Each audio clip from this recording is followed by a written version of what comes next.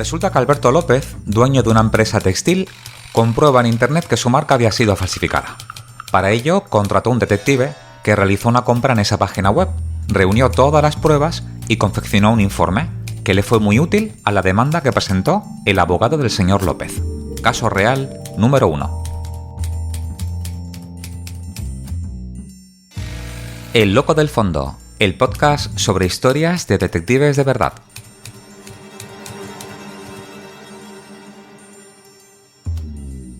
Saludos, soy Óscar Rosa como la Pantera, a los controles de sonido Javier Álvarez, bien hallados al primer episodio del Loco del Fondo.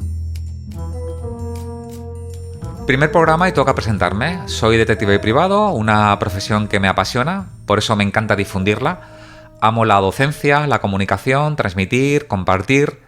Soy afortunado al dedicarme a la investigación y al mundo del cliente. Soy director general de una empresa con sede en Málaga, en el sur de España. El mayor de 4 hermanos, todos somos detectives y cada uno de nosotros se dedica a un área de la empresa, una empresa que crea hace más de 50 años nuestro padre, que también por cierto es detective privado. Y es aquí cuando empiezo a romper los mitos y siento desilusionar a todos los que tengáis un estereotipo ya creado sobre la figura del detective privado. En España, el detective privado no investiga crímenes, de hecho no puede investigar delitos públicos y si durante una investigación se encuentra con alguno de ellos, tiene que parar y comunicarlo a las fuerzas y cuerpos de seguridad del Estado. No lleva pistola y tampoco lleva un único caso, como pasa en las películas o en las series, donde pueden estar con un mismo caso hasta el final. Es una profesión regulada por el Ministerio del Interior a través de un organismo que se llama Seguridad Privada. Nuestro informe puede ser presentado como prueba en un juicio. Podemos aportar en nuestro informe datos personales de un particular y para esto hay 2 condiciones. La primera es que nuestro cliente, a la hora de solicitar la investigación, debe tener un interés legítimo, es decir, tiene que tener una justificación para esa investigación. A modo de ejemplo, ese interés legítimo que una empresa tenga un nuevo cliente y quiera saber más sobre él, su reputación, su trayectoria empresarial, sus antecedentes en pagos.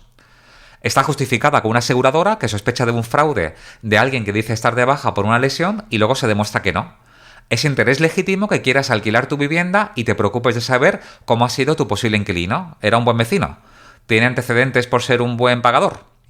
Pero no es interés legítimo que alguien se ponga en contacto con nosotros para conocer el historial de conversaciones de su pareja en una aplicación de teléfono como WhatsApp o Telegram. La segunda condición es que tiene que respetar siempre la legalidad sin excepciones. Y el derecho a la intimidad, por ejemplo, no podemos hacer una investigación dentro de una habitación. Para prepararnos, nos exigen estudiar 3 años universitarios y una vez que finalizan los estudios hay que acudir al organismo que he mencionado antes, Seguridad Privada, para además de presentar el diploma que has conseguido, demostrar una serie de requisitos. Por ejemplo, no se pueden tener antecedentes penales o no haber sido miembro de las fuerzas y cuerpos de seguridad del Estado en los 2 últimos años. Después de eso, nos dan una TIP, una tarjeta de identificación profesional, algo así como la licencia de detective, y con eso ya puedes trabajar. Poco a poco, en otros programas, iréis conociendo mejor esta profesión, que por hoy os habéis hecho una idea de lo que es un detective privado de verdad.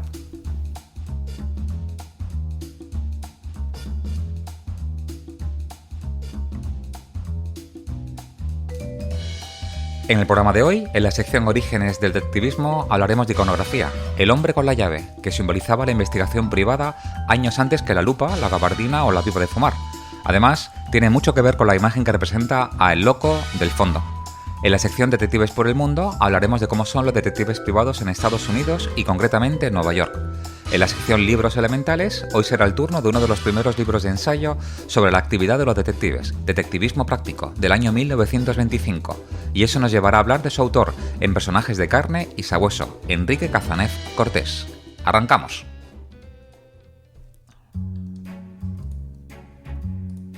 Este podcast es un proyecto nuevo en el que me embarco. Lo hago con mucha ilusión, pero también con mucho respeto y sobre todo humildad. Lo hago desde mi casa, con los medios justos, pero eso sí, con muchas ganas. Se puede decir que es el nivel siguiente al blog que tengo desde hace unos años, ellocodelfondo.es, donde difundo la figura del detective de verdad a través de artículos e imágenes. Trato de ocupar un hueco entre el océano de podcasts variados, los hay de novela negra, los hay de seguridad privada, de historia, de economía, de cine, de actualidad y muchos otros, pero no en exclusiva sobre la figura del detective privado de verdad. De modo que esto será un nuevo medio para difundir y dar a conocer esta profesión tan conocida y desconocida. Y en paralelo, seguiré también haciéndolo con mis conferencias y seminarios a nivel nacional e internacional. El objetivo es no superar los 30 minutos, creo que es el tiempo perfecto para que se pueda escuchar y reescuchar en la cama, en el coche, trabajando o haciendo ejercicio.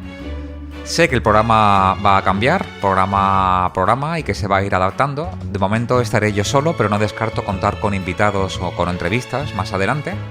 Y de momento arranca con 4 secciones. Una primera que será Orígenes del detectivismo, donde voy a compartir parte de mis descubrimientos, tras casi 8 años de investigación para publicar un libro sobre los orígenes.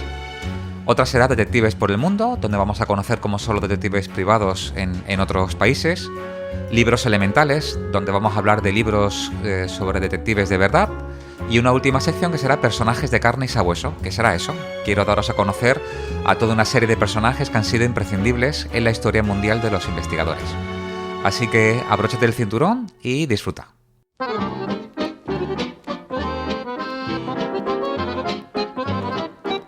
Orígenes del detectivismo.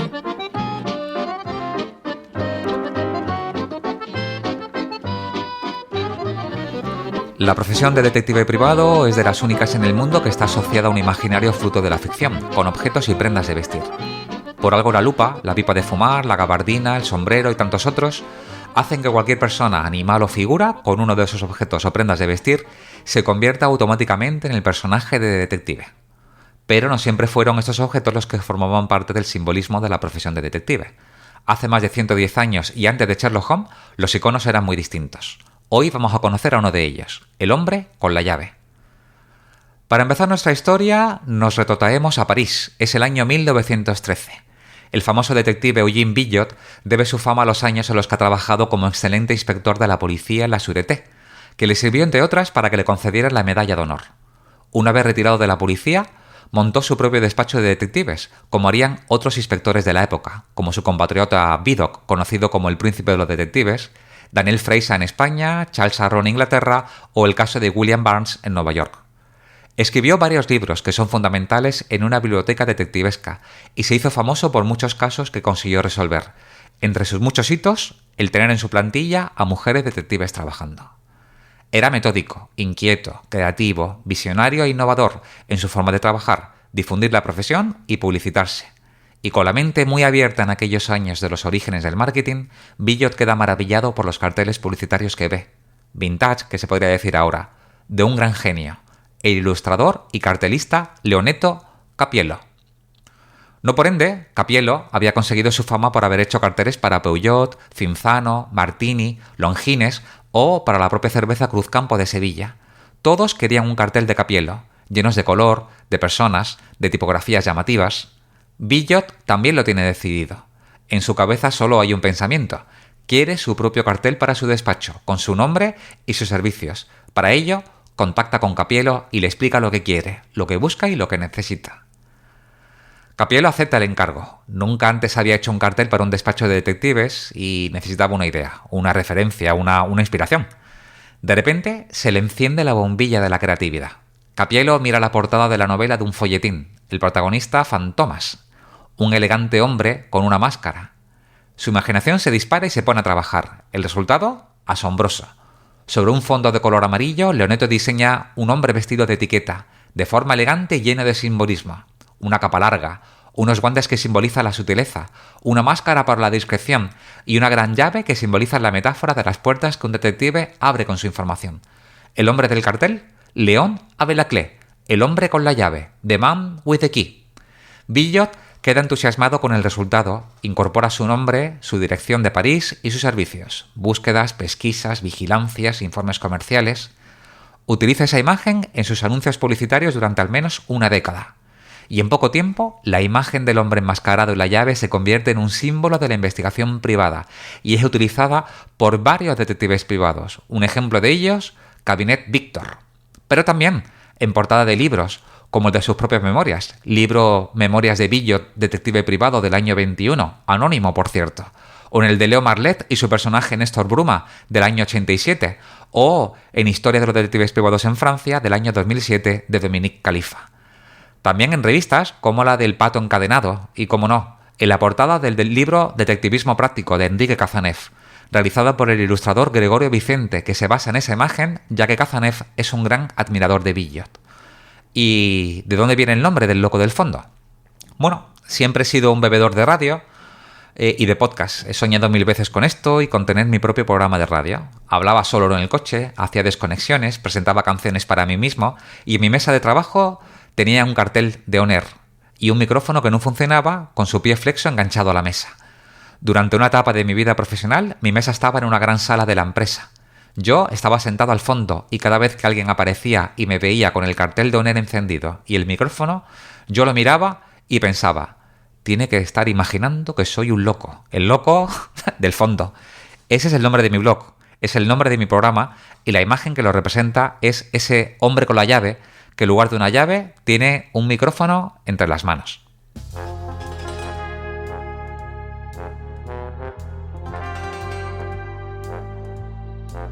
Detectives por el mundo.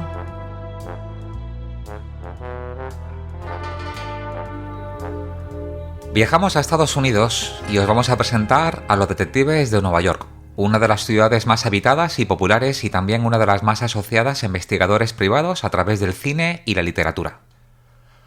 Una de las principales diferencias es que el detective privado en Estados Unidos sí puede investigar delitos penales, un asesinato, un secuestro o un asunto de drogas. Esto, por ejemplo, en España no es posible. 50 estados, 5 estados asociados y un distrito federal, y cada uno de ellos tiene sus propios requisitos, regulación y licencia. Si algún despacho de detectives quiere tener competencias y realizar investigaciones en otros estados, tiene que tener la licencia correspondiente en cada uno de ellos. Por ejemplo, si un detective de Nueva York tiene que viajar hasta Nueva Jersey haciendo un seguimiento, en Nueva Jersey necesita tener su propia licencia. Hay 2 excepciones para esto. Una de ellas es si el cliente es una entidad del gobierno federal, que esto les permite viajar y moverse con libertad en cualquier estado del país. La segunda es si se trata de un asunto interno de grandes corporaciones. En Estados Unidos, el informe del detective privado tiene validez judicial y se acepta en los tribunales como evidencia testimonial. Existen 2 tipos específicos de testimonios. El primero es testimonio de lo que se observó o se encontró durante una investigación. Y luego está el testimonio experto, que es el análisis emitido por un detective privado que debido a su experiencia y conocimiento se le considera testigo experto en la materia y puede aclarar dudas al juez. Algo interesante es la confidencialidad del informe, ya que está garantizada por la ley.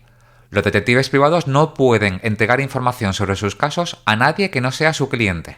Esto es, a ninguna entidad policial, sea cual sea, ni siquiera la entidad que regula a los detectives privados en cada estado puede obligarles a menos que tengan una orden judicial o la autorización escrita de los clientes. Tampoco existe un estándar nacional sobre estudios y requisitos. En Nueva York, la licencia está regulada por la Division of License Service del Department of State of New York. Estos son los 7 requisitos que tienen que tener. 1 es tener un mínimo de 25 años y demostrar ser el responsable del despacho que solicita la licencia. 2. Pasar el examen Private Investigator Examination, que incluye leyes de concesión de licencias, técnicas de investigación, derecho procesal penal y la preparación del informe. Los solicitantes deben responder correctamente un mínimo del 70% de las preguntas para pasar la prueba. 3. El Departamento de Estado de Nueva York exige para los investigadores privados tener 3 años de experiencia previa como investigador en una empresa privada de investigación, departamento de policía o agencia del gobierno. 4. El Estado requiere que los solicitantes presenten pruebas de haber residido en Nueva York durante los últimos 3 años. 5. En el formulario o aplicación se deben proporcionar los planes individuales o de negocios para el que solicita la licencia. Y 6. Las huellas dactilares. Los solicitantes de una licencia para trabajar como investigador privado en el estado de Nueva York deben presentar 2 juegos de huellas digitales durante el proceso de solicitud. Las tasas van desde los $15 para el examen escrito, $400 para darse de alta o $500 para la renovación. Sus clientes habituales suelen ser particulares, aseguradoras, grandes corporaciones, bufetes de abogados, entidades financieras, organismos oficiales y gubernamentales o tribunales. Las investigaciones más comunes son las relacionadas con propiedad intelectual industrial, informes comerciales, diligencia de vida de empresas y particulares, informe de empleados y de directivos, búsqueda de personas y alguno más.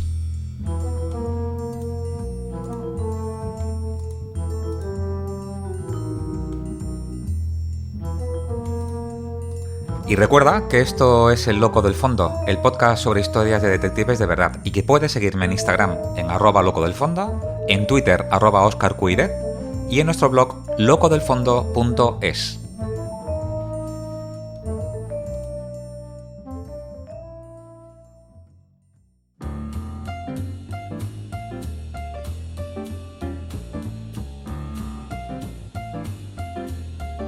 Libros elementales.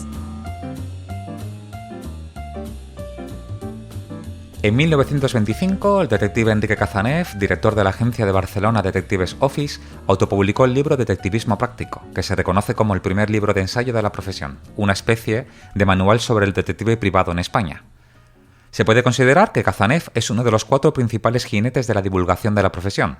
El resto son Daniel Freysa, con sus 2 libros, El mundo del crimen, del año 1888, y La policía moderna, Secretos de la criminalidad contemporánea, del año 1893. Los otros serían Eugenio Beletroya, con sus 2 libros, Los detectives o investigadores privados, del año 1979, y Las otras huellas, Memorias de un detective privado, del año 1996. Y por último, el de José Luis Ibáñez Ridao, que sin ser detective es un arqueólogo de la profesión y realizó un exhaustivo ensayo en Todo lo oye, todo lo ve, todo lo sabe, del año 2020. Hay otros libros de ensayo y otros jinetes que también tendremos en cuenta. El libro Detectivismo Práctico es la consecuencia de 6 charlas que Cazanev pronunció con el mismo título del libro y que eran emitidas en Radio Barcelona los viernes por la noche. Incluyó antropometría, con ejemplos de las fichas policiales, antropología, métodos de deducción e inducción, estudios sobre la delincuencia infantil y un resumen de los últimos avances en criminalística. Por último, un glosario de términos propios de los ambientes más marginales. Es un libro descatalogado y del que casi es misión imposible conseguir un ejemplar.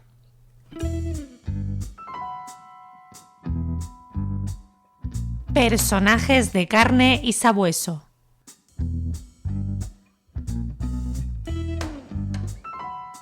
Nos encontramos en Barcelona, verano de 1919, en la Ronda de San Pedro, una de las calles más caras y prestigiosas.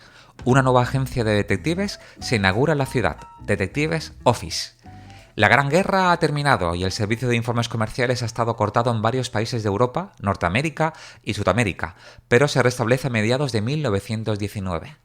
Una crisis social y económica azota a España. Una reforma de la administración pública ha hecho que miles de trabajadores perdieran su puesto de trabajo. Entre ellos, Enrique Cazanev padre, funcionario de Hacienda, que se ve obligado a volver a la actividad privada y ayudar a su hijo, Enrique Cazanev Cortés, a crear la agencia, una de las más importantes de España en el primer cuarto del siglo XX.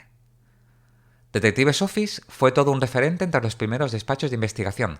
Era moderna, innovadora y profesional. No por ende, está incluida en el International Police and Detective Directory del año 1922, una especie de directorio de las principales agencias de detectives del mundo. El joven Enrique, con 30 años, hablaba además de español, catalán, inglés y francés, con fluidez. Fue un visionario del marketing, como se puede ver en su publicidad. Consiguió expandirse de forma internacional con oficinas en París, Londres, Nueva York y Berlín.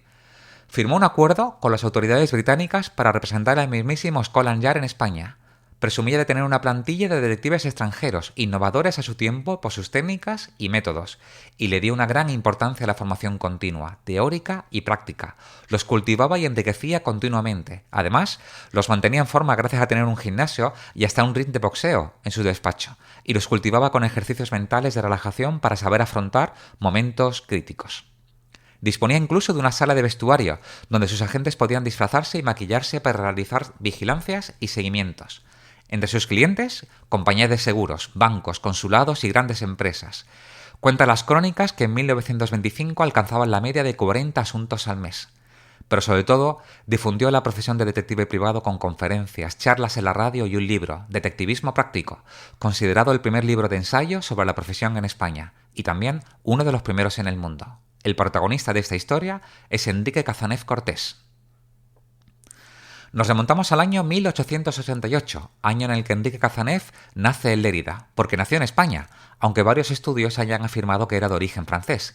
El que sí era de origen francés era su padre, el otro Enrique Cazanev, en este caso Feugerat de segundo apellido. Al llamarse los dos igual, de ahí posiblemente puede venir la confusión. Su padre trabajó para el mismísimo Daniel Freysa, uno de los primeros detectives privados en España y al que dedicaremos próximamente una sección.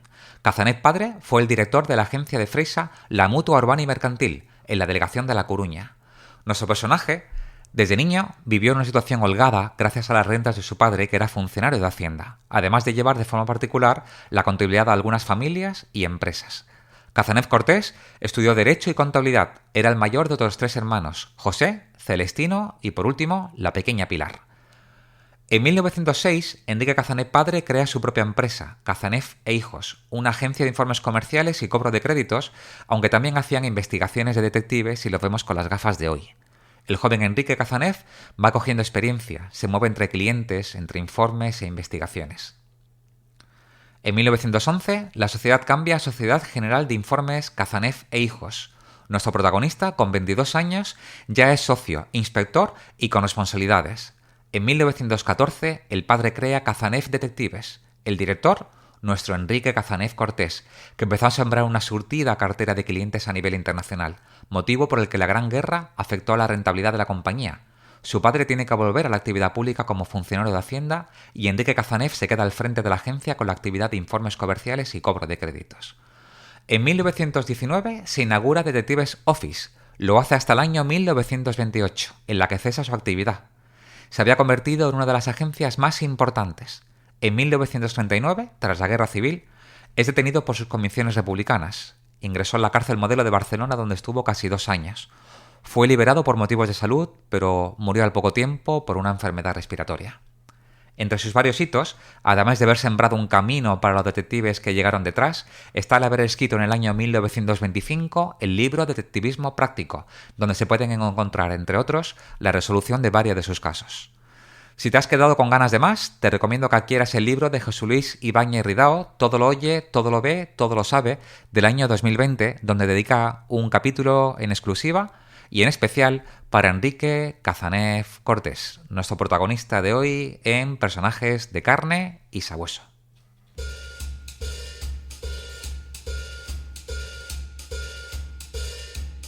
Con esto llegamos al final de este primer episodio. Recuerda que puedes seguirnos por redes sociales en Instagram en @locodelfondo, en Twitter @OscarQuide y en el blog ellocodelfondo.es. Gracias por haber estado ahí. Que tengáis una maravillosa jornada. Siempre con ustedes, su detective Rosa Óscar.